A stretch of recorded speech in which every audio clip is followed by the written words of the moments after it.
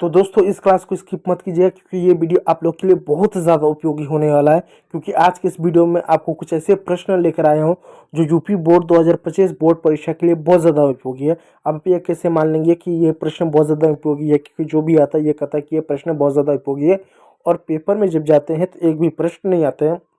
देखिए दोस्तों, यहाँ पर मैं प्रमाण लेकर आया हूँ।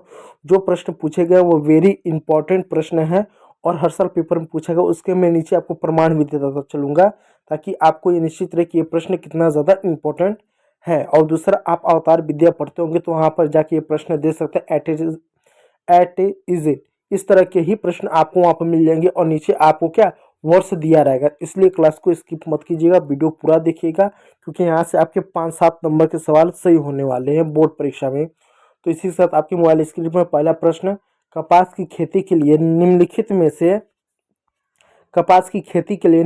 में से कौन सी मिट्टी उपयुक्त होती है। यानी कपास की खेती के लिए कौन सी मिट्टी उपयुक्त होती है। ऑप्शन ए लाल मिट्टी, ऑप्शन बी काली मिट्टी, ऑप्शन सी जलोढ़ मिट्टी और ऑप्शन डी लेटराइट मिट्टी। तो इसका सही उत्तर है काली मिट्टी। यानी कपास की खेती काली मिट्टी में ही होती है, इस बात को याद रखिए। ये प्रश्न इतना ज़्यादा इंपॉर्टेंट है, आप देख सकते हैं। दूसरा प्रश्न आपके मोबाइल स्क्रीन पर निम्नलिखित में से किस प्रदेश में सीढ़ीदार खेती की जाती है। यानी इस तरह से सीढ़ीदार खेती किस प्रदेश में की जाती है। तो option A Punjab, option B Haryana, option C Gujarat और ऑप्शन डी उत्तराखंड। तो इसका सही उत्तर है उत्तराखंड। उत्तराखंड जो कि पहाड़ी इलाका है, वहाँ पर इस तरह से सीढ़ीदार खेती की जाती है।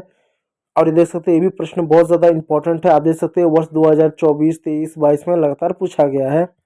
चलिए, निम्नलिखित में से कौन सी रबी की फसल है। ऑप्शन ए गेहूं, ऑप्शन बी धान, ऑप्शन सी बाजरा, ऑप्शन डी मक्का।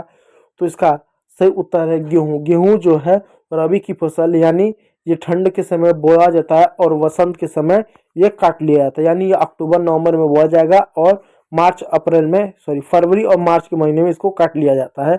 इसको रबी की फसल कहते हैं। देख सकते हैं ये प्रश्न भी बहुत ज़्यादा इंपॉर्टेंट है। अगला प्रश्न आपके मोबाइल स्क्रीन पर निम्नलिखित में से कौन सी रोपण की फसल है। ऑप्शन ए गेहूं, ऑप्शन बी चना, ऑप्शन सी गन्ना और ऑप्शन डी मूंगफली।